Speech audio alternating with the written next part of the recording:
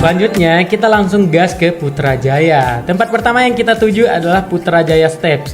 Dan ini adalah semacam taman kota gitu ya teman Kongko. Cocok untuk tempat bersantai bareng keluarga dan banyak juga yang jogging dan olahraga lainnya di sini.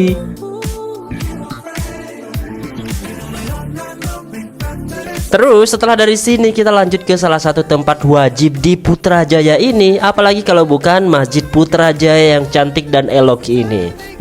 Cerita masjid ini sudah ada di video jelajah masjid pada hari Jumat sebelumnya ya. Jangan lupa cek. Nah, di sini terasa nyaman banget. Banyak anginnya juga karena dekat dengan laut kali ya. Oh ya, malamnya kita juga sempat ke Masjid Besi atau Masjid Tuanku Mizan Zainal Abidin. Tapi karena udah malam sekali, jadi kita nggak masuk, hanya menikmati halaman luarnya aja. Masya Allah sih ya. Terus kira-kira habis dari sini kemana lagi ya? Stay tune terus di Natari Kongko ya. Sampai jumpa di video lainnya.